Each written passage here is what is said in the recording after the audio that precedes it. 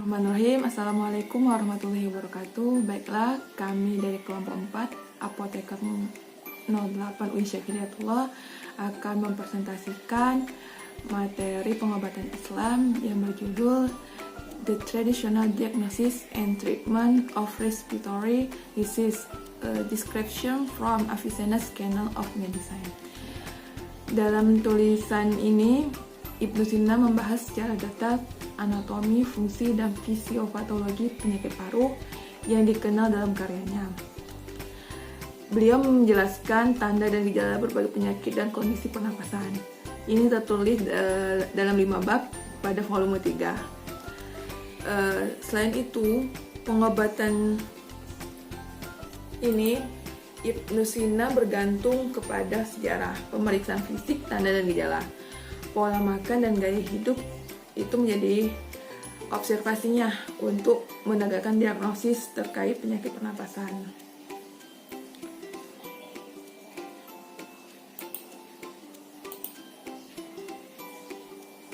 Kemudian dalam kitab Canon of Medicine ini, Ibnu Sina juga menjelaskan terkait pengobatan dan penjagaan penyakit pernapasan. Nah, yang mana beliau menjelaskan cara penggunaan obat secara herbal ataupun non herbal. Nah, berikut adalah manuskrip dari kitab Canon of Medicine yang berada di Perpustakaan Pusat dan Perpustakaan Museum Nasional Sejarah Ilmu Kedokteran di Universitas Ilmu Kedokteran Teheran. Selanjutnya akan dilanjutkan oleh rekan kami. Yang selanjutnya ada tabel yang berisi judul bab dan uraian singkat tentang penyakit pernafasan di Canon of Medicine. Judul bab yang pertama yaitu tentang pernafasan, di mana bab ini awalnya membahas tentang anatomi laring, trakea, paru-paru, dan diafragma. Kemudian Ibnu Sina menjelaskan tentang pernafasan normal dan berbagai jenis pola pernafasan abnormal yang terlihat pada berbagai penyakit. Dan yang terakhir dia juga membahas tentang asma dan pengobatannya. Kemudian judul bab yang kedua yaitu ada suara. Ibnu Sina menggambarkan produksi suara dan gangguannya dalam berbagai kondisi penyakit. Kemudian untuk judul bab yang ketiga yaitu ada batuk dan hemoptisis, di mana bab ini membahas tentang batuk, berbagai penyebab dan pengobatannya. Kemudian hemoptisis ditangani secara terpisah, di mana tanda dan gejala yang terkait, penyebab dan pengobatannya juga dibahas. Untuk judul bab yang selanjutnya yaitu ada luka dalam atau infeksi dan radang jaringan di sekitar dinding dada. Di mana bab ini membahas tentang jaringan di sekitar paru-paru dan penyakitnya. Kemudian membahas pneumonia dan pleuritis. Ibnu Sina juga membahas tuberkulosis serta tanda dan gejalanya. Untuk judul bab yang terakhir yaitu ada prinsip praktis pengobatan umum penyakit paru-paru dan jaringan sekitarnya. Bab ini membahas tentang pengobatan tuberkulosis, pneumonia dan pleuritis. Yang selanjutnya tabel selanjutnya yaitu ada pengaruh pola makan dan faktor lingkungan pada penyakit pernafasan serta yang dibutuhkan dalam yang disebutkan dalam Canon of Medicine. Penyakit atau gejala yang pertama yaitu ada asma, di mana faktor yang memberatkan itu ada mengonsumsi opium, mandi terutama setelah makan, tidur berlebihan terutama setelah makan, minum air putih atau alkohol setelah makan, dan faktor psikologis. Untuk faktor peredanya yaitu dengan cara dipijat dadanya, terus pencahar dan juga olahraga. Untuk penyakit yang kedua itu ada hemoptisis. Faktor yang memberatkan yaitu ada bawang putih, bawang merah, kesedihan, teriakan keras, batuk terus menerus yang parah, udara dingin, dan alkohol. Untuk faktor peredanya itu ada mentega, keju segar dan bebas garam, narkotika atau opium segar, dan cuka encer. Penyakit atau gejala selanjutnya itu ada pleuritis atau zaat uljan. Faktor yang memberatkan yaitu ada teriakan keras, musim gugur, dan musim dingin. Untuk faktor peredanya yaitu dilihat dari pengobatannya.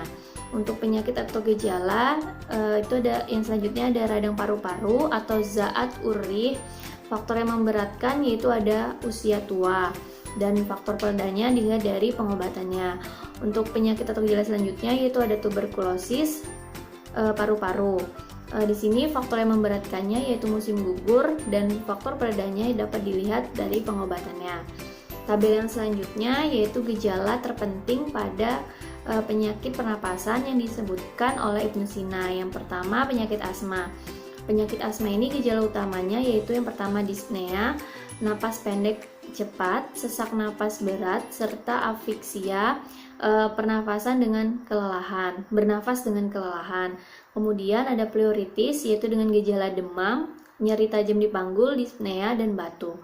Kemudian ada penyakit pneumonia, gejala utamanya yaitu demam tinggi, kemudian nyeri tumpul, dyspnea, batuk, dahak, dan hemoptisis yang lebih jarang dan tidak sadar.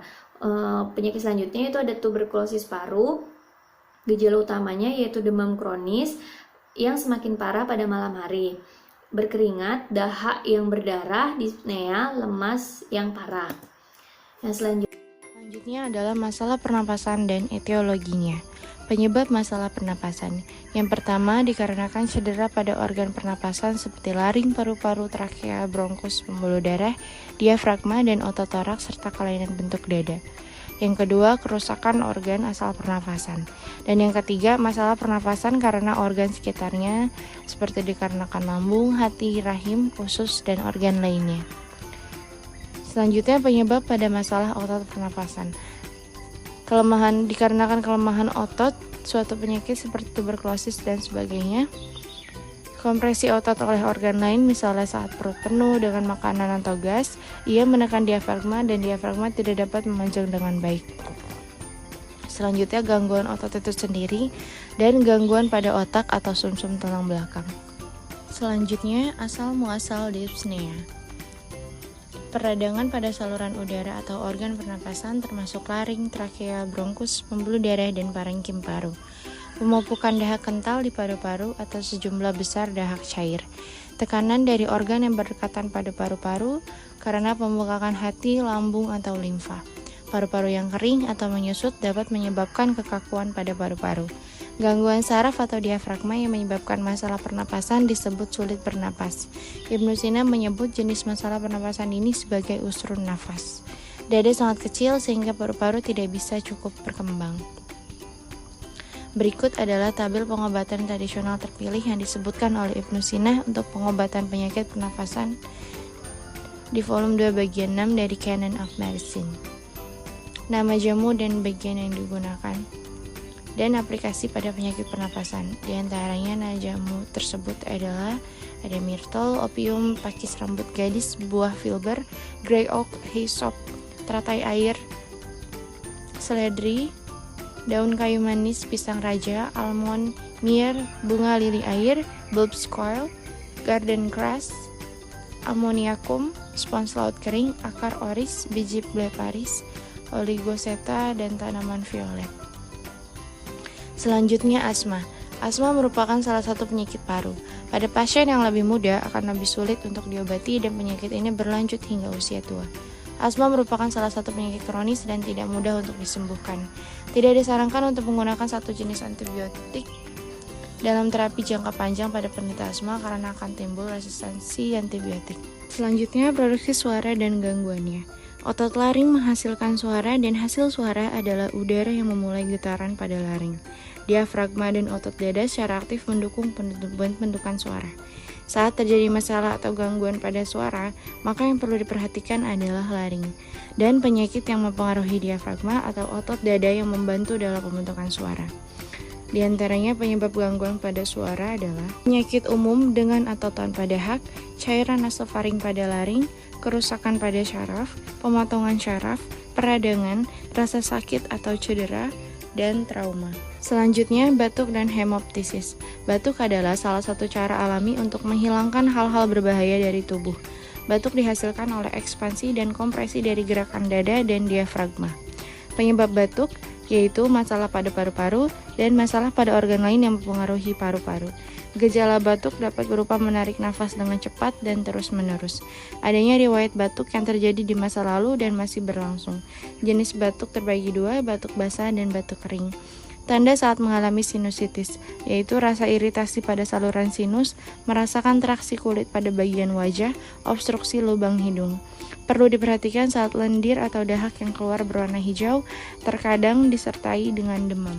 Selanjutnya nyeri dada dan panggul, terjadi pada selaput organ dalam, otot dada, otot sekitar dada, dan tulang rusuk, serta sering terjadi pada musim gugur dan pada musim dingin. Tanda-tanda radang selaput dada diantaranya terkait dengan demam, nyeri parah seperti tertusuk jarum di bawah tulang rusuk, semakin terasa saat bernafas, adanya dyspnea, dan batuk yang terus-menerus dan disertai dahak. Selanjutnya pneumonia, merupakan bentuk peradangan pada bagian dalam paru-paru. Diagnosis pneumonia dapat berupa pasien mengalami demam ringan, terdapat dyspnea, hembusan nafas terasa panas, rasa nyeri pada dada yang menjalar ke tulang rusuk pertama dekat klavikula dan meluas ke belakang hingga terasa pada tulang belikat. Demam yang parah, pasien tidak sadar, dan denyut nadi yang berhubungan dengan kondisi demam. Jika demam parah, maka denyut nadi tinggi, dan jika demam tidak parah, maka denyut nadi akan melambat. Tuberkulosis. Pengobatan tuberkulosis terhadap anak-anak lebih responsif dibandingkan pasien yang lebih tua. Tuberkulosis merupakan penyakit yang membutuhkan terapi yang cukup lama. Penyakit tuberkulosis banyak terjadi pada musim gugur. Mereka yang berusia antara 18 dan 30 tahun lebih rentan terkena tuberkulosis. Penderita tuberkulosis mengalami demam yang lebih parah pada malam hari. Penderita tuberkulosis juga sering mengalami berkeringat, sering keluar dahak berwarna putih seperti gips. Selanjutnya, pada saat pasien merasa kelelahan yang parah, maka ada kemungkinan berhentinya batuk disertai dahak. Dalam kondisi ini, kemungkinan pasien mengalami kesulitan bernafas. Sedemikian rupa pada penderita tuberkulosis, batuk yang parah sering terjadi dan keluar darah atau biasa disebut dengan hemoptysis. Darah yang keluar saat batuk terus-menerus dan berulang. Ketika obat antitusif diberikan kepada pasien, batuk pasien akan berhenti atau lebih ringan. Namun, ketika dahak tidak dapat dikeluarkan, maka pasien akan meninggal, sehingga dalam terapinya pasien akan diberikan antitusif. Dahak pada penderita tuberkulosis sering dikenal sebagai litoptysis atau ludah seperti batu. Tuberkulosis sering diamati pada musim gugur. Pengamatan yang dilakukan oleh Ibnu Sina masih berlaku sampai saat ini. Selain itu, Avicenna menyebutkan bahwa mengkonsumsi bawang putih dapat menyebabkan mimisan. Menariknya, epitaksis atau mimisan telah dilaporkan pada individu yang rentan setelah makan jahe, bawang putih, dan ginkgo biloba karena aktivitas antikoagulan pada produk alami bioaktif dalam tanaman ini. Avicenna menjelaskan 21 tanaman pengobatan gangguan pernafasan. Beberapa dari tumbuhan ini mengandung senyawa bioaktif yang memiliki aktivitas analgesik, antispasmodik, bronchodilator, atau antimikroba, dan memberikan alasan untuk pengobatan berbagai penyakit pernafasan dalam pengobatan tradisional dan modern. Misalnya penggunaan opioid pada waktu itu untuk pengobatan batuk dan hemoptysis atau batuk berdarah seperti yang dijelaskan oleh Ibnu Sina. Memiliki dasar terapeutik yang mapan, merupakan opioid alami dan turunannya dalam praktik kedokteran saat ini. Sekian presentasi dari kami. Kurang lebihnya, wassalamualaikum warahmatullahi wabarakatuh.